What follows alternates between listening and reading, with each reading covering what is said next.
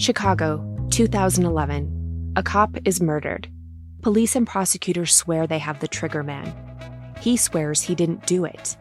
How far will each side go to prove they're right? Like it's just one bombshell after another, where you're like, what? The story of a PlayStation, a brain-eating amoeba, and the relentless pursuit of justice.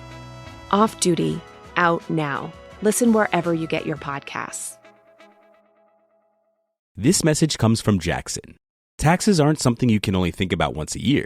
With investments, planning for tax day is year-round. Fortunately, Jackson offers tax-efficient products. Visit jackson.com for more information on how our products can make your tax bill a little bit less painful. Jackson is short for Jackson Financial Incorporated, Jackson National Life Insurance Company, Lansing, Michigan, and Jackson National Life Insurance Company of New York, Purchase, New York. Howdy, howdy, ho, and welcome to Fantasy Fan Fellas. I'm Hayden, producer of the Fantasy Fangirls podcast and your resident lover of all things Sanderson. And I'm Steven, your bookish internet goofball, but you can call me the Smash Daddy. And we are currently deep diving Brandon Sanderson's fantasy epic, Mistborn. But here's the catch. Steven here has not read Mistborn before. That's right, hey. So each week, you'll get my unfiltered, raw reactions to every single chapter. And along the way, we'll do character deep dives, magic explainers, and Steven will even try to guess what's next. Spoiler alert, he'll be wrong. Newsflash, I'm never wrong. Episodes come out every Wednesday, and you can find Fantasy Fan Fellas wherever you get your podcasts. Hello and welcome back to the Psych Legal Pop Podcast. This is a podcast where we talk about popular culture through the lens of an attorney and a therapist. I'm the therapist, Tess Brigham. And I'm Brooke Brigham. I'm the attorney. And we are back with the season finale of Polyfamily. They're releasing 2 episodes at once. So this is going to be season 1, episode 5, Along Came Polly, and season 1, episode 6, Polyfidelity.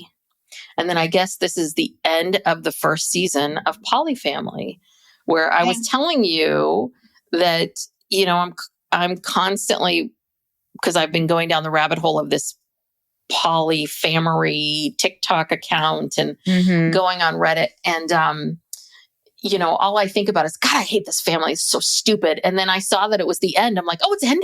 I love this show. What do you mean it's ending? How can you end? Yeah, well, it's kind of strange because it is a very short season and this was just kind of sprung on us. Mm-hmm. We're only 4 episodes in. All of a sudden it's like, okay, next week, 2-hour season finale. Yeah. Much like Taya having a family meeting and saying, we're not going to be a close squad anymore. Right. Surprise. Surprise, everybody.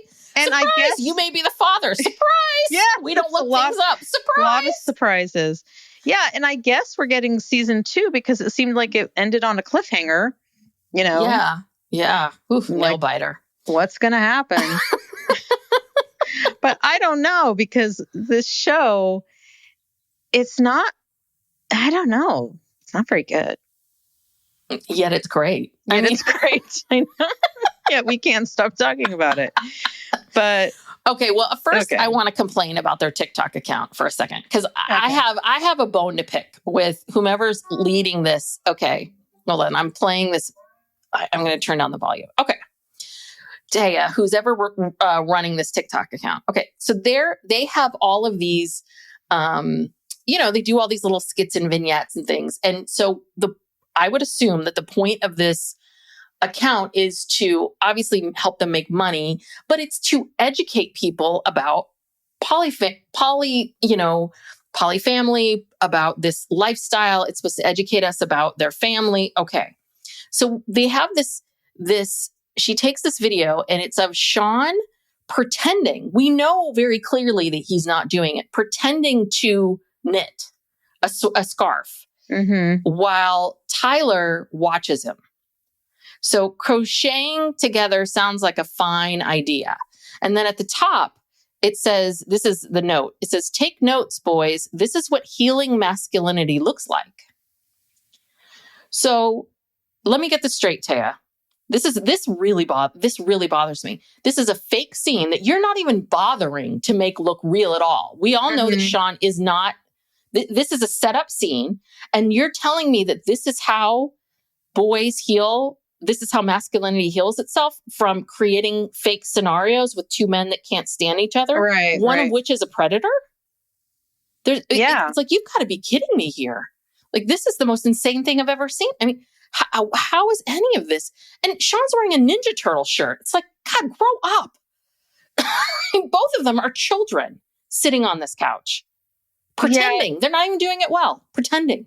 She's so preachy, you know, she's so like, she acts like she's so enlightened, you know, simply because she's willing to have sex with, you know, whomever comes around, because she's pansexual, and I'm so free, and I'm so hurt by the world. The world is doesn't understand me and discriminating against me, my specialness and my uniqueness. And I'm so authentic, but I'm going to then have you pretend to do something that you don't really do and slap a label on it and tell us that it's something else.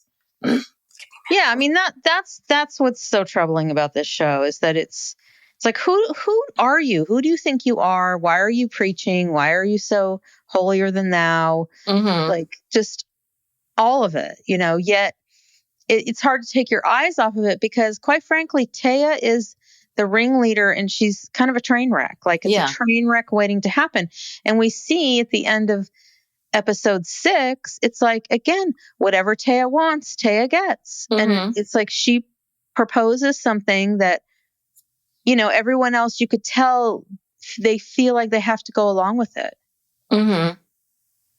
Yeah. That's how I feel.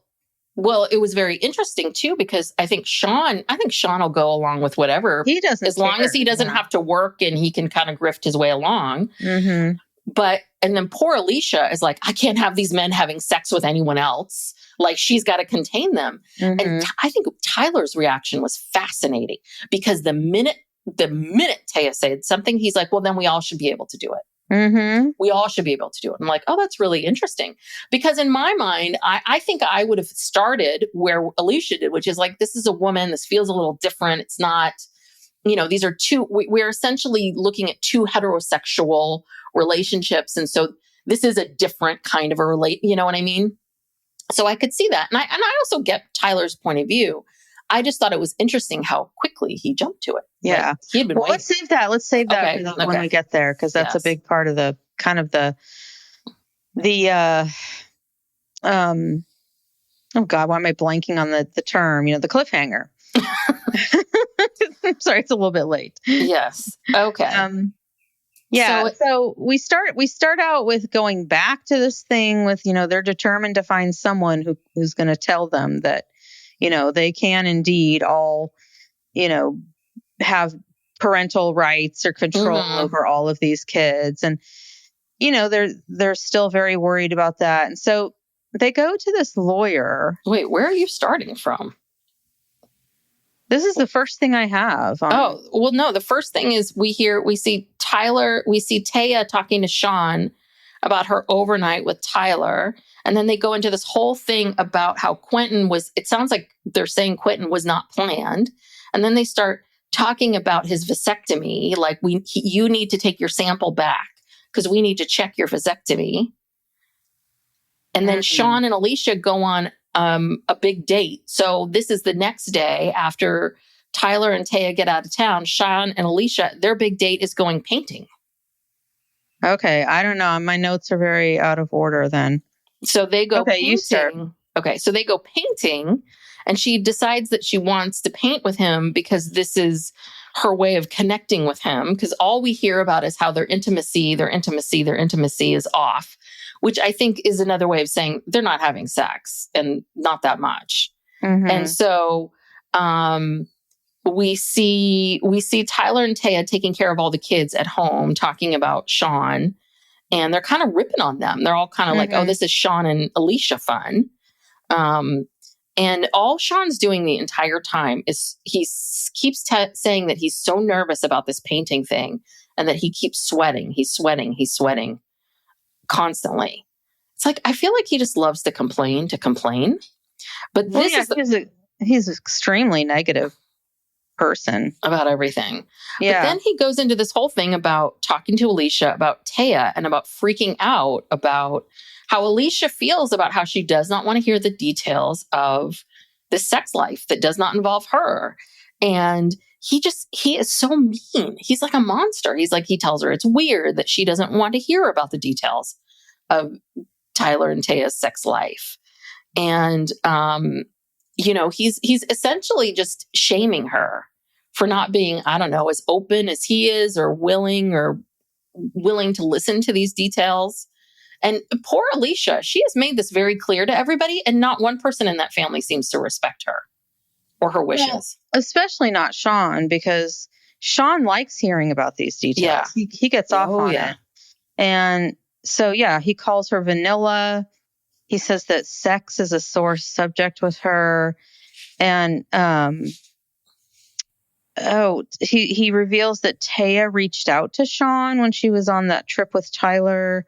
Alicia's jealous of their relationship, and let's be real. I mean, Sean and Alysia don't have much of a relationship. They were forced into this, I believe, by Tyler and Taya, who just wanted to be together. And I think that they kept claiming there was all this passion in the beginning of their relationship. Like they're trying to get that spark back that they once had. But I wonder if the spark was really just the newness of this new person. Yeah, and new sex. Yeah, basically. And that basically once that wore itself off, they were like, oh God, what are we doing here?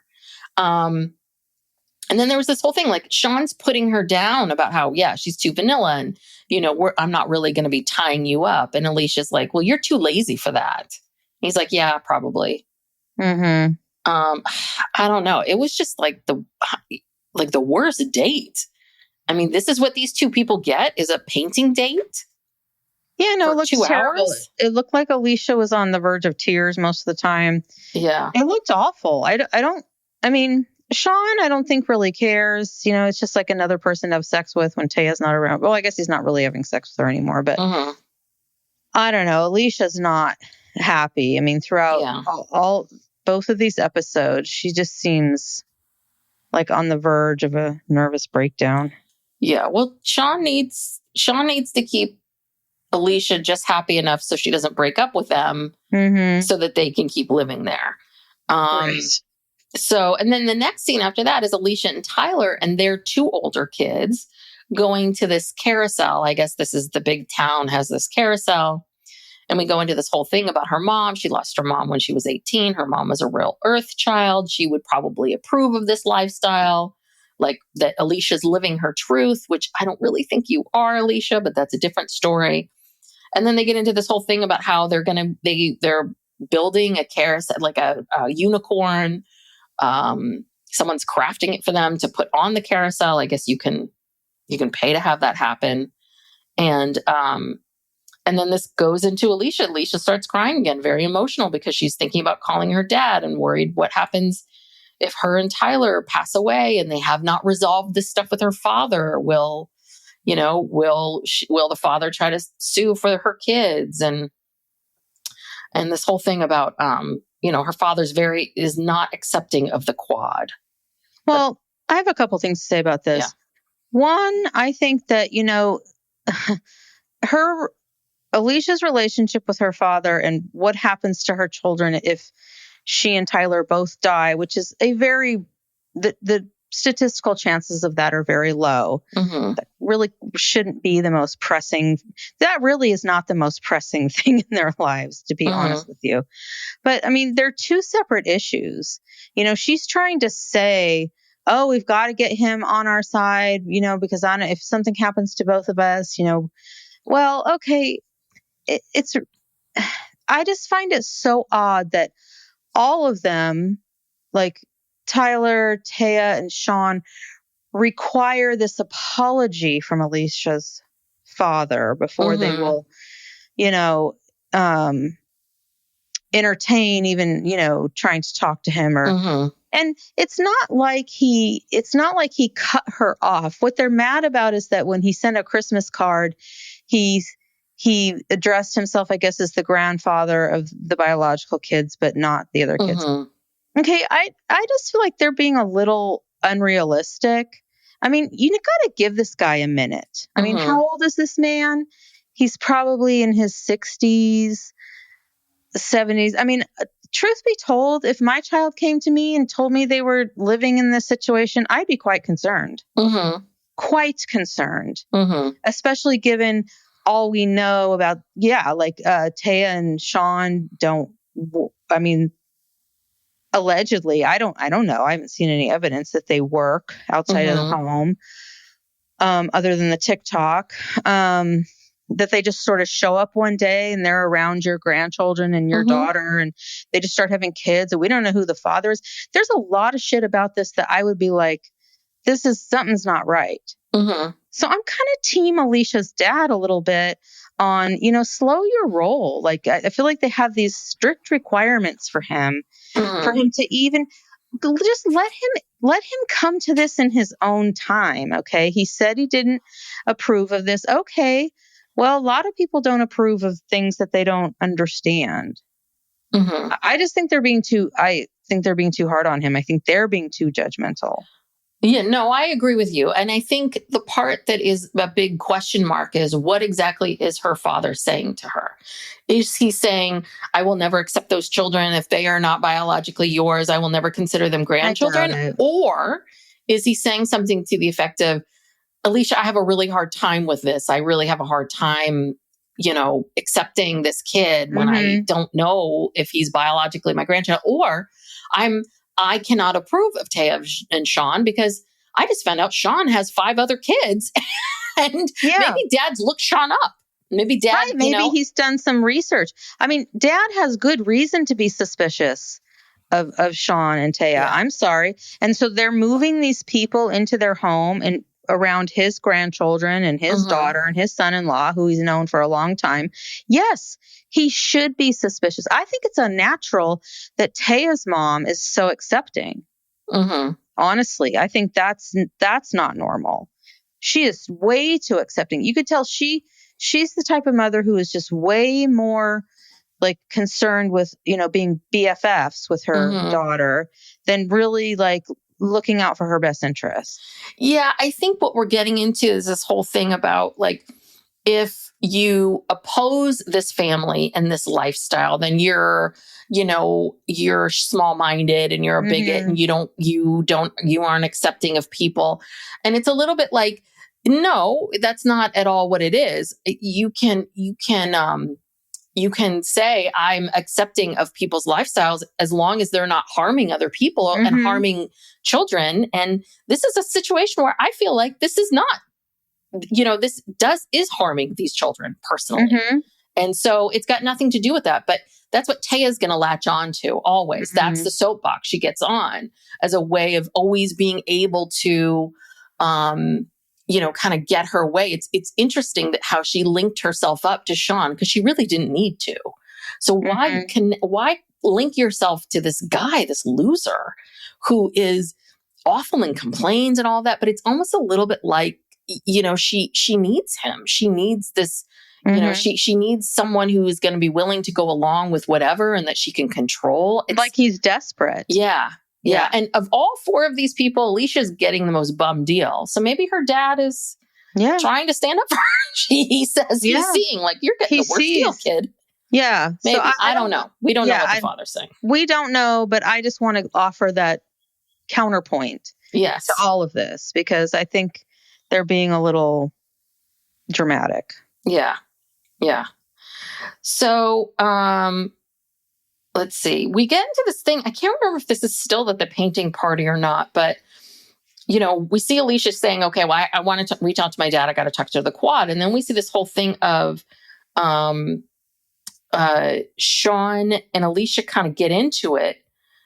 It's this weird dynamic that we see where we see Taya and Sean, they start bickering, and it's because Sean's telling Taya what to do, and now she's pissed.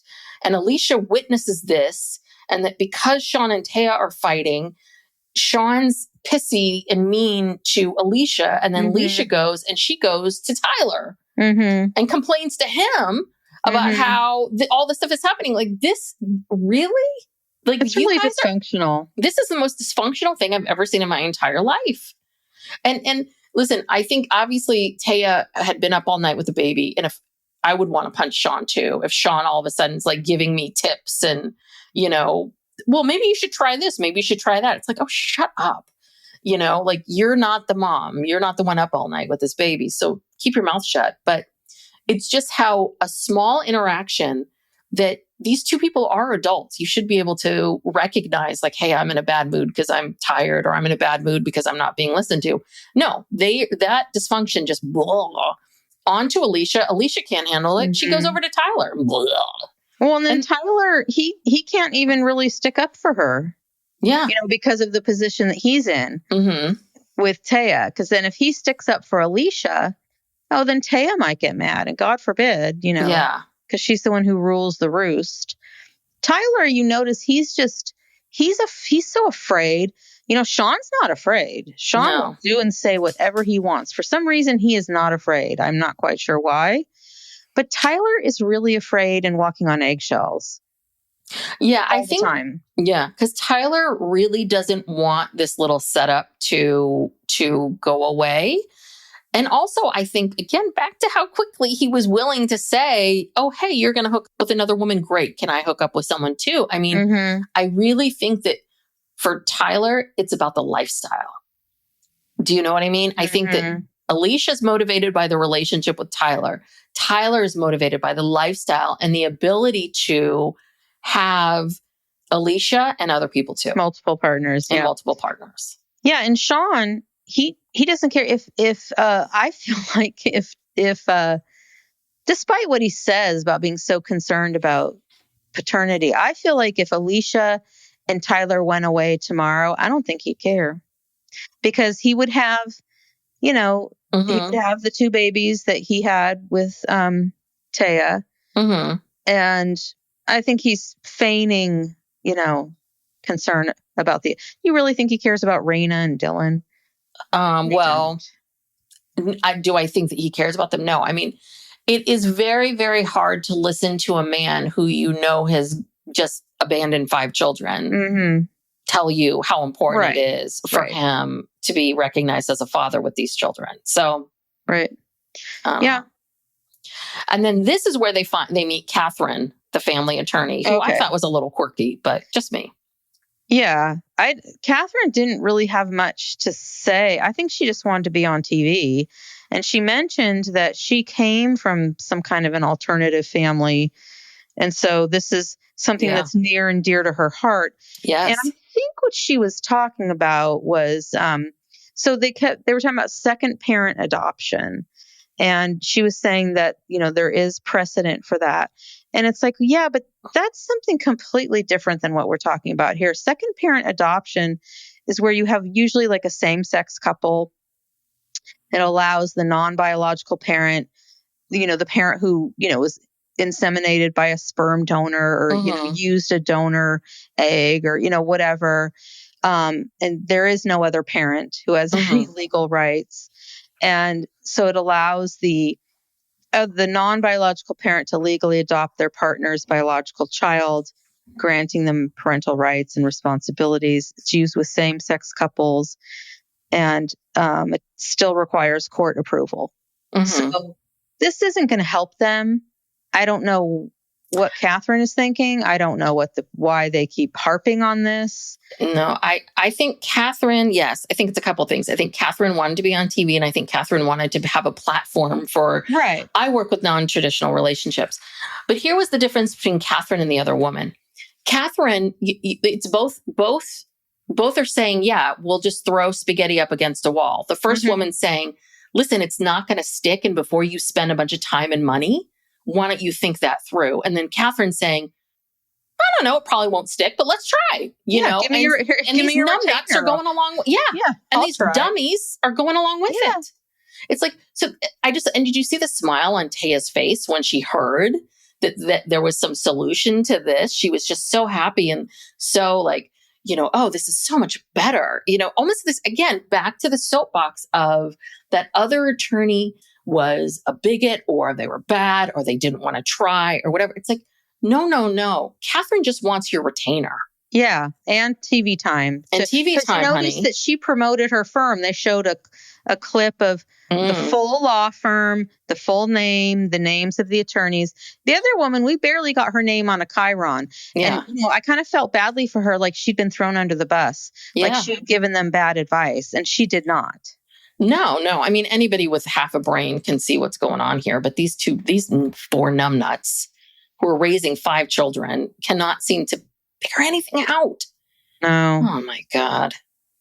So anyway, that came and went pretty quickly. Yeah. And then we get into this weird thing where they're talking about, we see this section of time where they're having bedtime and they're all talking about how Sean has the special touch with the kids and just hard to believe. Yeah. And then he makes some comment about like his girth. And I was just like, ooh, why are we? What did that mean? I don't know. And I was like, I think it was a little bit like this double entendre. It was just, why are we making these kinds of jokes around the conversation of children, especially you, of all people? Well, because Sean is historically inappropriate. Yes. Around children. So I'm sorry, I guess I shouldn't really surprise anyone. I know.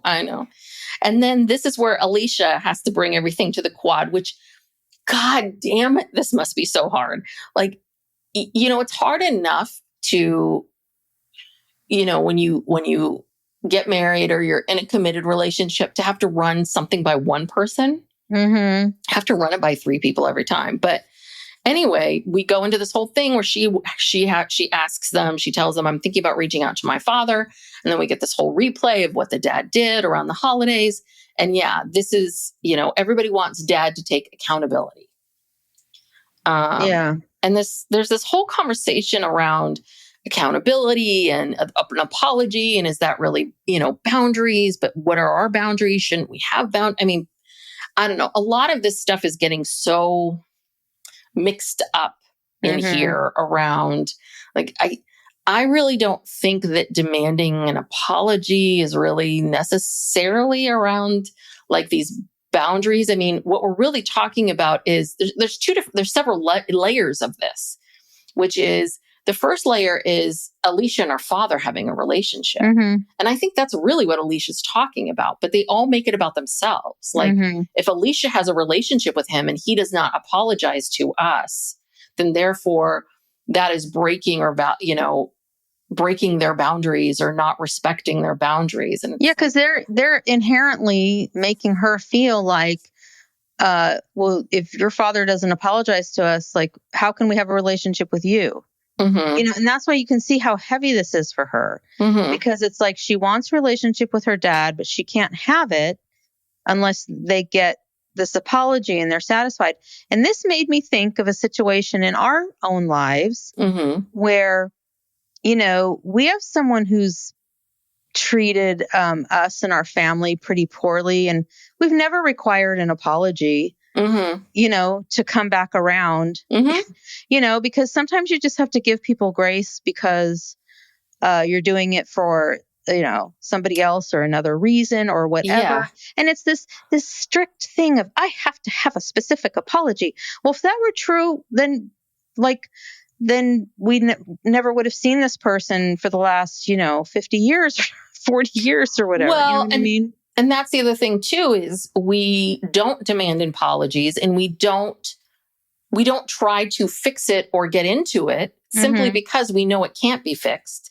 And the reason why we put up with it is because of this third party, because we care enough about the third party. And I think that's what Alysia was really asking from them is, this man is my father. He's important to me. My mother is gone. And yes, do I agree with what he did? No. I'm not co-signing it and not saying it's okay. But at the same time, you do sometimes in life have to, there's a lot of gray areas. And I've gone through this with clients many times. And I think it's very hard unless you've had to go through this gray area. People want everything to be so black and white. Like, you're in my life, you're not in my life. And and listen, there's lots of people, they themselves are complicated. They themselves don't quite, they're not fully formed. And you just have to decide along the way, like, if being nice to this person means that it's preserving the relationship of this other person that's important to me, then it's okay, fine. Yeah. Worthy of doing it. And then we see this whole this exchange between Sean and Alysia on the couch where Sean says, well, we wouldn't be having this conversation if it wasn't your dad. And Alysia says, yeah, but it is. We are, because it is my dad. And Sean says, that means nothing at the end of the day. And it's like, yes, it does. Yeah. That's the whole reason. Something. It's the whole reason why you would say, okay, do I like this? No. But am I going to do it because I love Alysia and Alysia loves this person? Yeah. I mean, it's very selfish, self-centered. Again, it kind of goes back to this whole thing like, well, if you don't accept our polyamory like right away, then F you, like, and it's like, you got to give people a little time and space. Give people some time and space to get to know you. Don't just shut them down simply because they're, obviously this man was shocked from one day to the next. Like I would be, I'm just thinking about myself as a parent. Like if I had to confront this, I think it would take me a minute because also too, there's all these, I feel, other ulterior motives that Sean and Taya have. Yeah. They do. Yeah. And this isn't just like, hey, Dad, Tyler and I are swinging and this is what we do in our spare time and all of that. That is very different. I mean, yeah, no, you have exposed your children, his grandchildren to strangers, people. And one of which is a predator. And, it is concerning. Allegedly. But this is allegedly, sorry. This is the other thing too, is just how, Sean is such an asshole. It's like, he's so dismissive of. He's so mean to Raina. That means nothing at the end of the day. And, Sean, who are you to say that this man deserves an apology? So then we see in the scene, Alysia gets so upset, she runs off and he does nothing. He's sitting there kind of like, kind of sitting there. He does not bother to get up off the couch and go over to her and say, I am so sorry, comfort her, care about her. He basically waits for her to get herself together, sit back down and kind of says, you feeling better? Okay, let's keep going. Yeah. Oh, God. Yeah, no wonder Alysia doesn't want to have sex with you. You don't, or vice versa or whatever. It's like you don't give her any warm feelings. I mean, it's just cold as ice, whatever. Yeah. And then this leads into the next day where Taya, I don't know, it's in the kitchen. Tyler's doing dishes. Taya's there and she goes into the bathroom and she knocks on. I find it hard to believe that these people only have one bathroom in this entire house, but she knocks on the door and Sean's got the door locked. Ooh, what is he doing? So basically we find out that Sean's locked himself in the bathroom because he's got to give his sample to make sure that the vasectomy has stuck.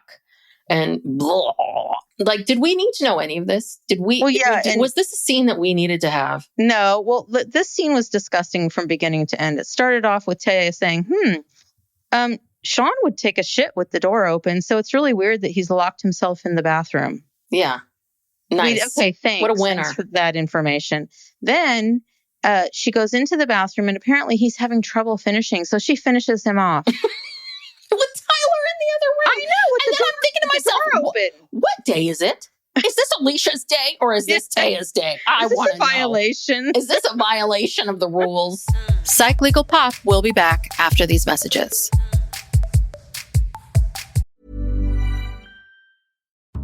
Chicago, 2011. A cop is murdered. Police and prosecutors swear they have the trigger man. He swears he didn't do it. How far will each side go to prove they're right? Like it's just one bombshell after another, where you're like, what? The story of a PlayStation, a brain-eating amoeba, and the relentless pursuit of justice. Off Duty, out now. Listen wherever you get your podcasts. Howdy, howdy, ho, and welcome to Fantasy Fan Fellas. I'm Hayden, producer of the Fantasy Fangirls podcast and your resident lover of all things Sanderson. And I'm Steven, your bookish internet goofball, but you can call me the Smash Daddy. And we are currently deep diving Brandon Sanderson's fantasy epic, Mistborn. But here's the catch.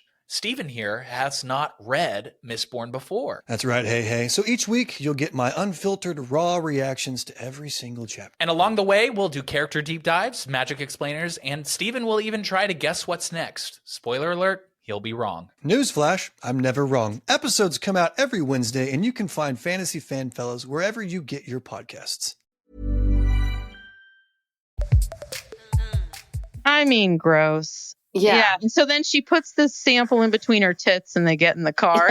Well, no. Well, before they even go, we learned that Sean and Taya had sex that morning because Sean waits till everybody's in the goddamn living room. And makes an announcement. Saying, because did you hear that Alysia, one of the things that Alysia asked him a couple scenes earlier was, have you read the paperwork? And I think the paperwork was really around like, you know, like you have to follow these rules. You can't you're have supposed sex. to wait 3 days or something. Yeah, before blah, blah, blah, blah, blah. So I think that's what she was asking about. So Sean comes in, announces that, you know, they had, oh, wait a minute. He says after, sorry, you're right. We do learn that they had sex that morning. And then, she puts it in between her boobs. They live really far from where they have to drop it off. So they're like racing to get Everything there. is so far. The hospital's so far. The doctor's office is so far. Where are they? I don't know. But and then Sean has to ask the nurse if it's okay that he's not 3 days celibate. Ugh. And then and Alysia is upset to hear that Sean and Taya had sex because again, one of her boundaries is ignored. She keeps saying, I don't want to hear about it. I don't want to hear about it. And they just ignore her. They do. They just keep talking about it. Oh, yeah, well, we had sex today. And, you know, this, I mean. And she gets up out of the room. She leaves the room. And this time Sean does follow her. And she says, I've told you time and time and time again, I'm not happy. And Sean says, well, I wasn't trying to do it on purpose. I just had to ask. Like how you were. I don't know. These people are diabolical. It's almost like the three of them get together and figure out like, how can we torture Alysia? Yeah. And then there's one other scene that we see that has to do with episode 6, which is we see Taya talking to her friend Lex. And we find out that Lex is coming to Portland and Sean thinks that there's something more. I'm not sure, but he's not really bothered. So no, as long as he gets to keep having sex with Taya. And a roof over his head.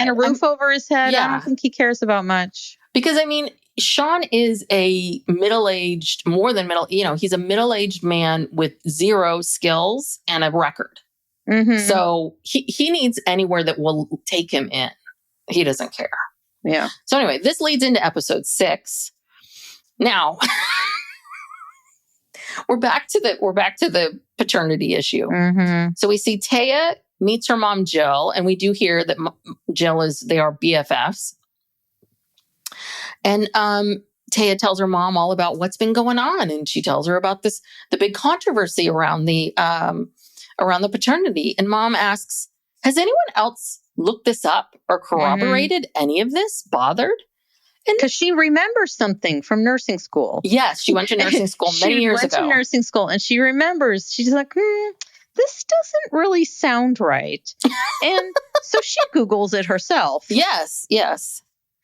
Even though Sean said he Googled it, but apparently, I don't know, didn't put the right search terms in or something. So we did get, I wanted to read, because we did get several listeners, and I got this one message from Sarah on our Instagram. And she was saying, so I don't know what Sarah's background is, but she just basically said, listen, in the ABO blood group, A and B are codominant and O is recessive. Then someone with a B blood can be BB or BO. If parents are both BO, it is possible to have OO offspring. So basically what she's saying is this means someone with B blood can be BB or BO, which is essentially... It's like redheads, you can have a recessive gene. Yeah. So thank you, Sarah. So the mom It's like, well, why don't I Google this? Let me try my skill at Googling. And I would like to say, this is all chat. This is also AI. It's AI. It's the AI version of that. Right. And so again, I like AI, I use AI, but you do have to vet AI. You do have to double check it. So anyway, but mom reads that, and the best is just Taya staring at her, dumbfounded by this, because she never bothered to look it up or question it. Yeah. Well, because she said she didn't really want to know. So I could see her avoiding it, but it was such a big deal that, that's really, yeah, you think you'd double check. You'd be like, yeah, I don't really want to know, but this is causing such turmoil. And then, and it caused such a problem between Tyler and Sean, Yeah. And the fact that, they didn't look it up or no one looked at it at all, but it really illustrates how dysfunctional they are as a group, that one person does something, another person, Sean, takes it and then runs with it. And again, I still blame Sean for this. He did not have to look this up at all. This would have been a done nothing. He didn't do a very good job of looking it up. Yeah, I feel like he almost saw one quick thing and was like, see, it's not my kid. So now I have something to be mad at and complain about and stomp around about. Yeah, he didn't even research it right. And the other thing too, we'll get there. Oh my God. Okay, so now Lex and Chris come into town to visit the quad. And did you see, was it Lex that was wearing an "Oh My Quad" shirt? I was like, so I guess is that their merch, or is that a saying in the quad community? Know. Anyway. Quad merch, I guess. And then, we hear a little bit about them, and I guess they have a couple kids, and they're part of a quad too. They date, they want... No. They have been part of a throuple. That's right. Okay. Throuple. For 5 years, they had 2 relationships in 5 years. Got it. And Lex says that the reason it didn't work out, she always felt that the women were more into Chris than into her. And Chris is a real cutie in comparison to Sean. I mean... Well, that's not... Yeah. Not saying much, but he's not cute. saying much. He's all right, but yeah. Okay, so then Alysia, they're all getting together, or they're at the farm that the family lives at. And Alysia shares, she says, I know it was really rocky in the beginning. And I'm thinking to myself, was this ever good? Was this ever good? Right. So the beginning, when it's all excitement and sex, like the best time of any kind of relationship, that was hard. And then it's hard now. So when has it ever been good? When? I think this is we're back to the same place that we were in with Sister Wives. It's the same thing. And I think Alysia is Christine. Taya is Robin. Yeah. Cody is Sean. And Tyler is Janelle and Mary together. No, Sean is Mary and Cody together. And Tyler is Janelle. Just sort of easygoing. Yeah, just kind of getting along with it. But poor Alysia.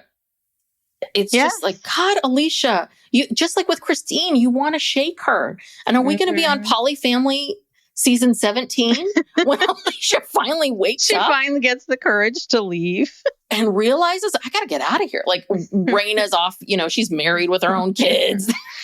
These other kids are gone. I mean, oh my gosh. Anyway.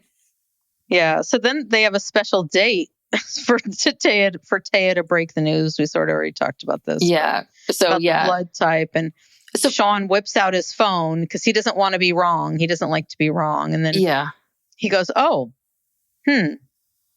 okay. And Tyler looked very disappointed. For a couple, well, first off, the way Taya says it to them, Tyler might not be Q's bio father. That's how you present this to people? Yeah. It was so weird. Okay. Yes. And then, but Tyler looked really sad. He obviously was. He was really upset and sad. And quite frankly, I mean, and confused. But the fact that Sean did not have one, like, If I was Tyler, I would be looking at Sean waiting for my fucking apology. You people all want apologies from people all the time. Why don't you give one to Tyler? Because you crucified this guy. You crucified him. Yeah. No. There seem to be no consequences to this very careless. And I blame Taya because you know what? She's the one who got the text from Sean, and she instead of her dealing with it and confirming, okay, is this really true? And before she went and blabbed to Tyler right away. She should have she should have looked into it. You know, she should have called her mom. She knows her mom went to nursing school. She should have done some due diligence, some research, something. I blame her. She started all this. She could have nipped this in the bud. No. And again, she will claim like, oh, I didn't know or whatever, but that she definitely has that kind of like, oh, not me. I didn't do anything. When I think she loves the idea that these two men are fighting over who fathered her child. Yes, who sired her child. Yes. Yeah. She loves this. She loves it. She loves this damsel in distress. She loves the attention. She loves it all. She wants to be like in the middle of these two guys. Yeah. So, and that's the other thing too. She's with Tyler on that date.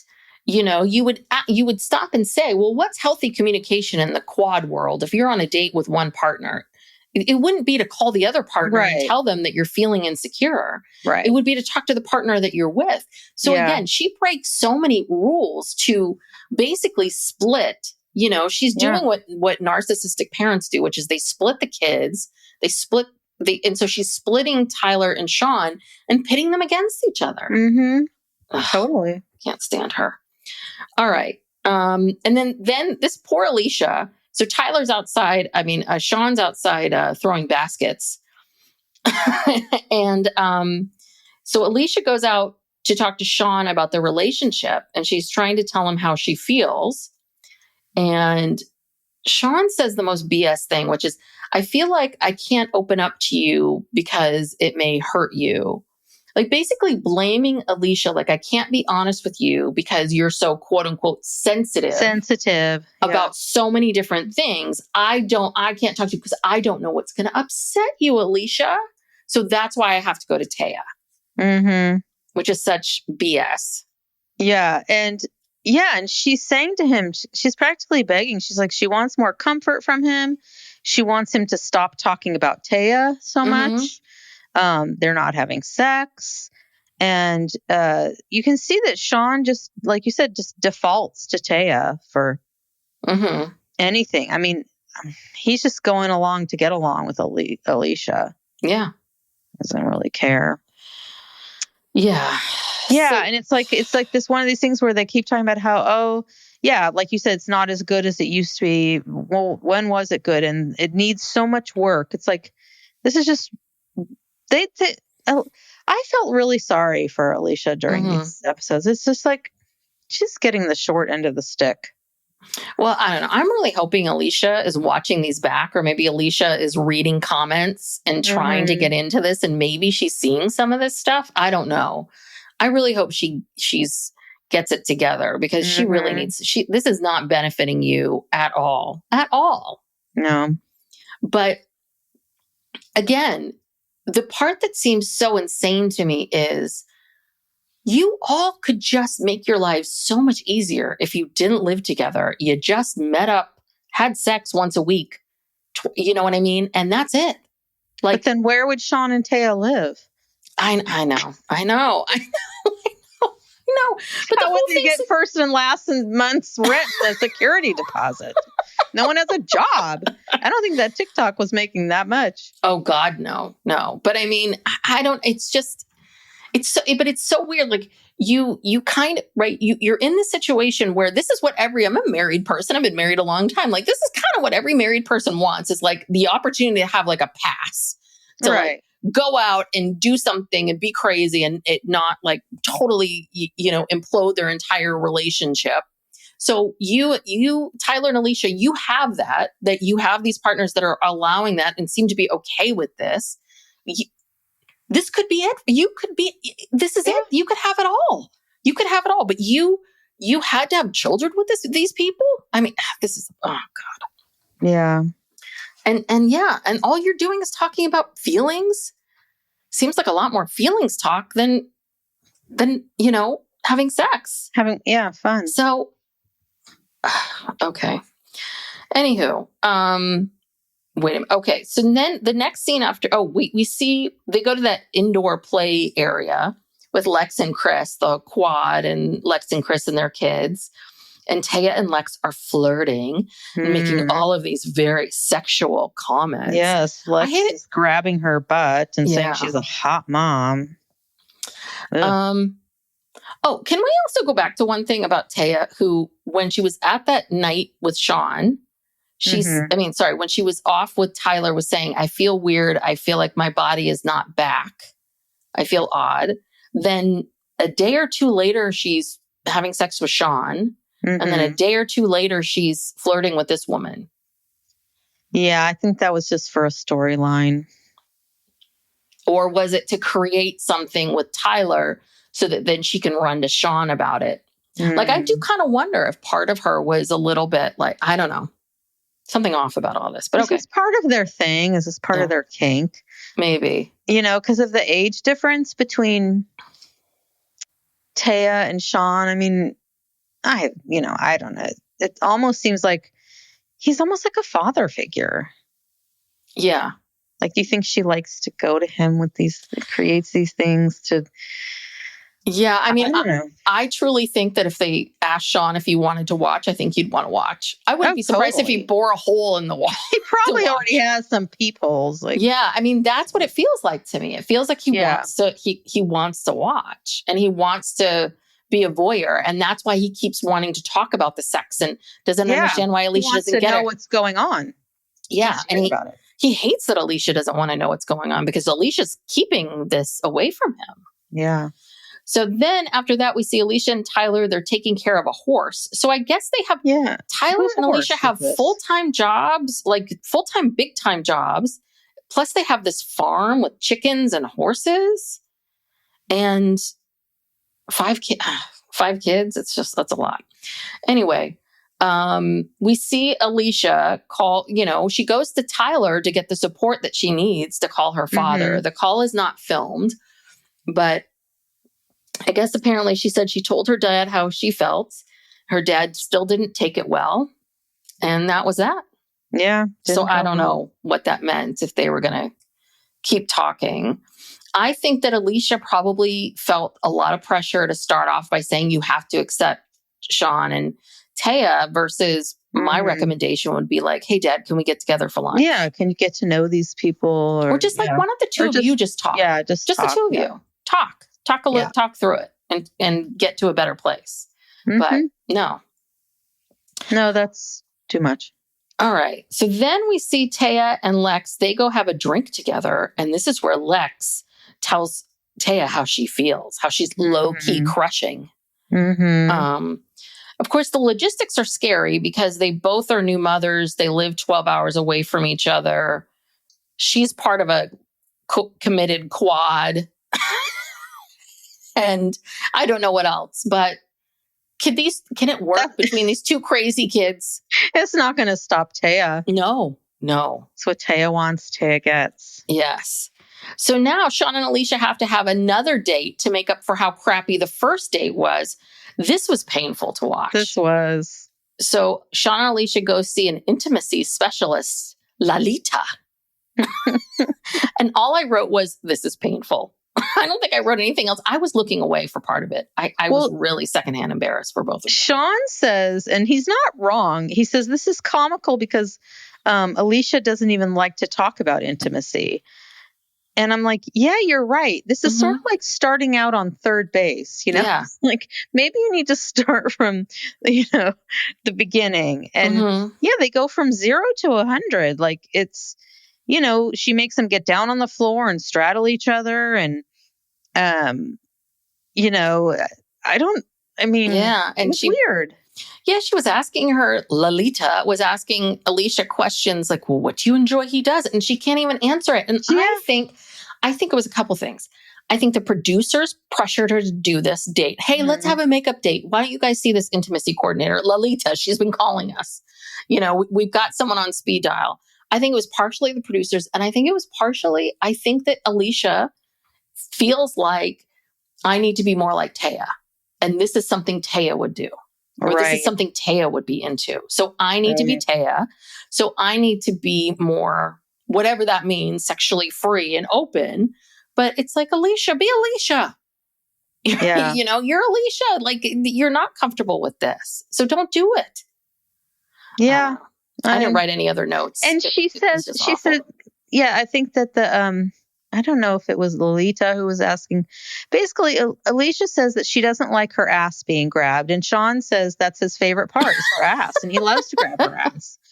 It's like, wow, we are really, really like just so off base here.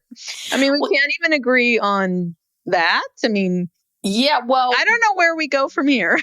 I don't either. The other thing, too, is it seems like, well, Sean likes to, again, be a viewer, a voyeur, see it, go after it, grab someone's ass, something like, something that a stranger would do on a subway. Right. And there's a name for that. And so, and I would think that for her, she probably feels a little startled or it feels weird or she doesn't like it. I don't know. This whole, And it goes back to, so when was it ever good? Yeah. When was it ever good? I've yet to hear you ever tell me about a time like, this was the best time. Mm-hmm. Yeah. And when Tyler and Taya were making fun of them saying, their idea of a date is going to the Container Store together, so it kind of seems like that's just always been their thing. It feels like they were never really wild and whatever. No. Yeah. So finally, Taya has to talk to the quad about Lex. And it kind of seems like no one's really surprised. But then all of a sudden, Tyler's like, okay, well, great. Does that mean like I can date women? And everyone's like, whoa, whoa, whoa, whoa. And, Alysia does not want to open up the quad for the guys to date other women. And Tyler says he thinks it's unethical and unfair. And I kind of agree with him. He seems very worried and upset, because this is Taya. This is the main link here. Yes. And she is, and I forget who said this. One of them said, you can't undo an open quad, or you can't undo an open quad once it's opened. Basically, it's like if you open this up, you're never going to be able to go back to what it's like. Yes. Who did say that? Was that Alysia? I don't know. Alysia immediately starts panicking because she can't handle Tyler having sex, or Sean. Even Sean, she can't. Maybe Sean, maybe. Yeah. But she can't handle that. So she starts arguing for this whole thing, which again, I see both sides. I really do, which is that Taya's pansexual and this is a woman and she's not getting fulfilled by a woman and la, la, la, la, la. But, again, I think that argument doesn't really fly because if you, Taya, what did you think? You were you're in this closed quad. There's no woman involved. So if you feel like, oh, well, I want to be with women, then you knew you were eventually going to go down this road, right? I mean, I would think that if someone who is pansexual, if you commit to marrying one person, you're kind of committing to that person. And you don't, just because you're attracted to other people doesn't mean that that's an open door for you to be able to sleep with other people. Yeah, it kind of seemed to me like she thought Alysia was going to be open to this. Maybe. But she wasn't because she's not gay. She's straight. And so when that didn't pan out, she had to figure out something else. And I mean, look, I'm with Tyler, honestly. It's like, why should she just get to, be special, just because Alysia says, oh, well, she's pansexual. And Tyler says something like, so, and I get it. Well, and then it's just that's where we're left. Yeah, that's the cliffhanger. These people cannot get along about anything. No. Anything ever. The only time I think we saw them getting along the entire season was in that gross yacht tub off on the sea. They were together for an afternoon. Well, and even that was weird and tense, had its tense moments. I know. I just was looking up. Okay. I wanted to see, how many more followers they got from this Polyfamily account from the beginning of this series till now. Because I remember when it first came on, it had like 212, 215, something like that, followers. Okay. So I just searched Polyfamily. It's got the little blue check mark.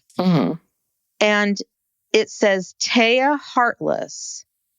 And it says 132,000 followers.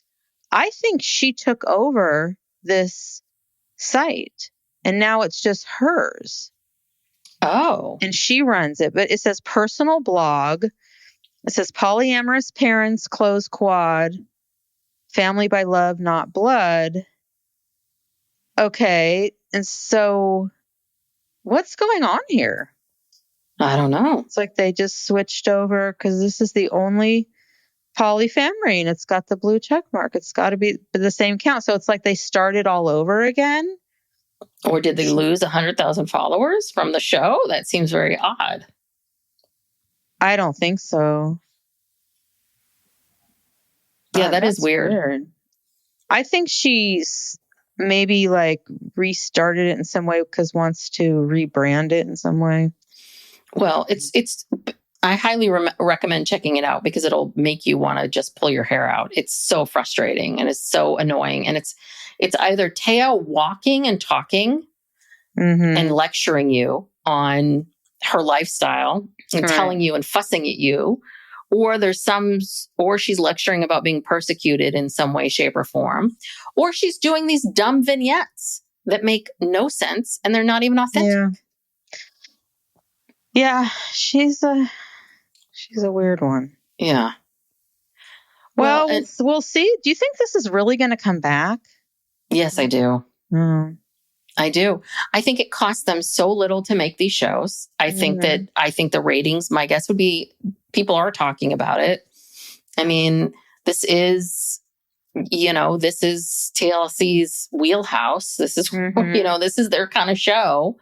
And trust me, if they can find other variations of these kinds of couples and families, I think they're going to keep doing it. Maybe they'll bring another family on, like sort of like Seeking Sister Wives, where they have them, like they follow 3 different closed quads or people looking for quads. Or just 3 different stories of polyamory in some way, shape, or form. But maybe, supposedly some other podcasters have said that Seeking Sister Wives is going to come back and replace this on whatever night it's on. Okay. So we'll see. Yeah. Well, we'll figure out what we're going to do show here. Oh, wow. I know. These shows, they're crazy. They're insane. And yet I can't stop watching them. I know. Anyway, can I also I can't remember if someone pointed this out online or where I saw this, but it's a very good point, which is why is it so important that if you knew who the father was of one of these children, why would that change how you saw the child? Do you know what I mean? There's a little bit of this whole thing of we don't want to know the biology of these boys because we're fearful of, we're one big family and we don't want to see any difference with it. But the reality is, who the biological mother is. So you already know some of those things. And so what's the issue? That you're basically saying that you worry that these children would be treated differently by some of the men based on knowing if it was their biological child or not. it seems to me like Alysia and Taya are able to see all three of the children, all the kids. They know who birthed all these children. Right. So it's not an issue for them. So it's only an issue for the men. Yeah. It's either only an issue for the men or there's something else going on here that. Well, that's the thing. It's easy for Taya and Alysia to say, oh, it doesn't matter because Yeah. It's not an issue for you. So for the men to say, oh, it doesn't matter to me, I think there's a problem with that on a few levels. One, I don't think that's human nature. Mm-hmm. I just think that human nature, people are always curious, even when people are adopted or, they use a sperm donor. People are always a little curious. They just have questions. It's not judgmental.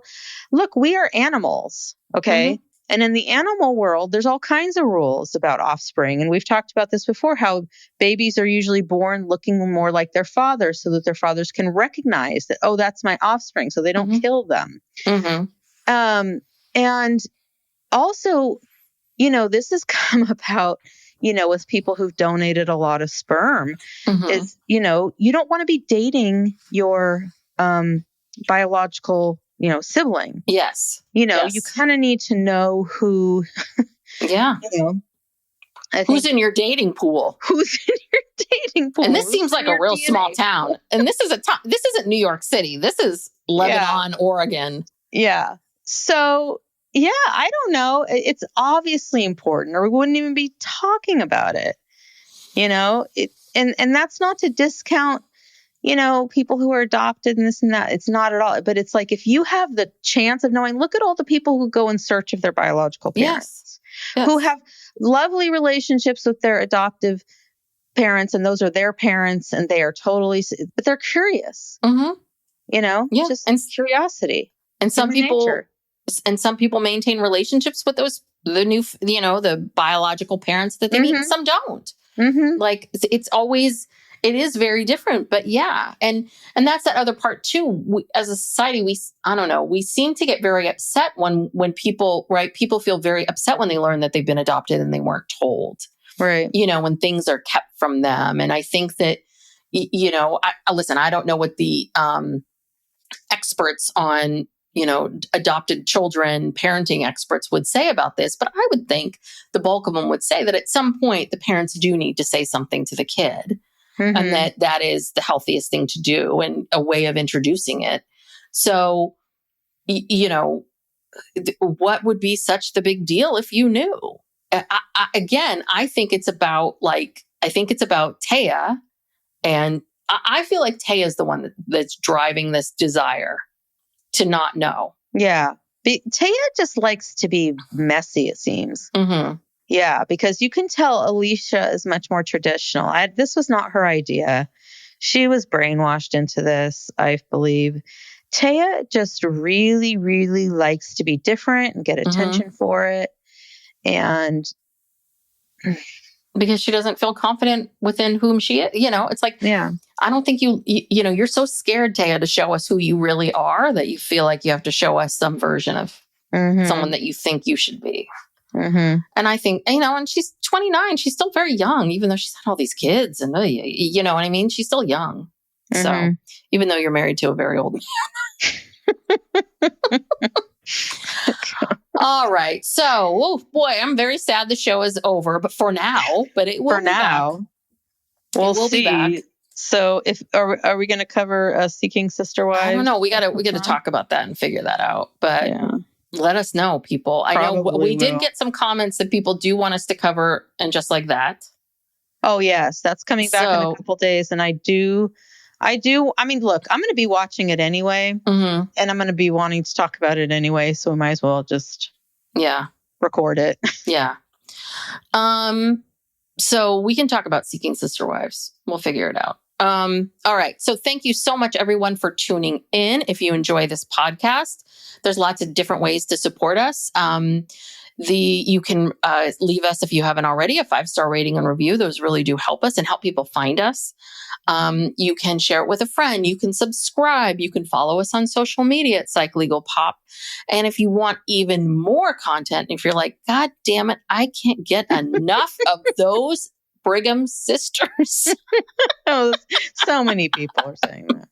People are clamoring. But if you're one of them, then come and join our, it's our closed dyad, whatever you want to call it, over Patreon. What would we call it? Our closed dyad on Patreon. A dyad. Yeah, a dyad, yes. The two sisters, that's it. Yes. Yeah.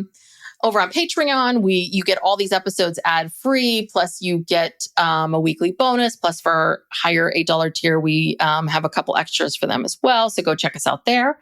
Yeah, and I think that's it. Thank you so much for tuning in and being, listening to us. We really appreciate it, and we'll see you all next time. Bye.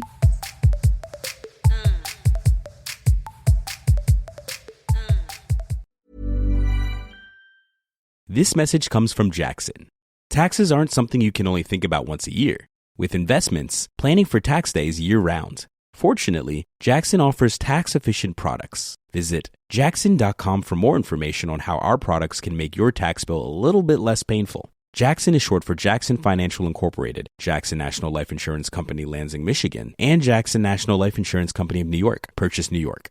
Howdy, howdy, ho, and welcome to Fantasy Fan Fellas. I'm Hayden, producer of the Fantasy Fangirls podcast and your resident lover of all things Sanderson. And I'm Steven, your bookish internet goofball, but you can call me the Smash Daddy. And we are currently deep diving Brandon Sanderson's fantasy epic, Mistborn. But here's the catch. Steven here has not read Mistborn before. That's right, hey. So each week, you'll get my unfiltered, raw reactions to every single chapter. And along the way, we'll do character deep dives, magic explainers, and Steven will even try to guess what's next. Spoiler alert, he'll be wrong. Newsflash, I'm never wrong. Episodes come out every Wednesday, and you can find Fantasy Fan Fellas wherever you get your podcasts. Does your day move faster than you can keep up? With new Gatorade Lower Sugar, my family and I can stay at the top of our game. No artificial flavors, sweeteners, or colors. 75% less sugar, and all the electrolytes of regular Gatorade. Now available nationwide.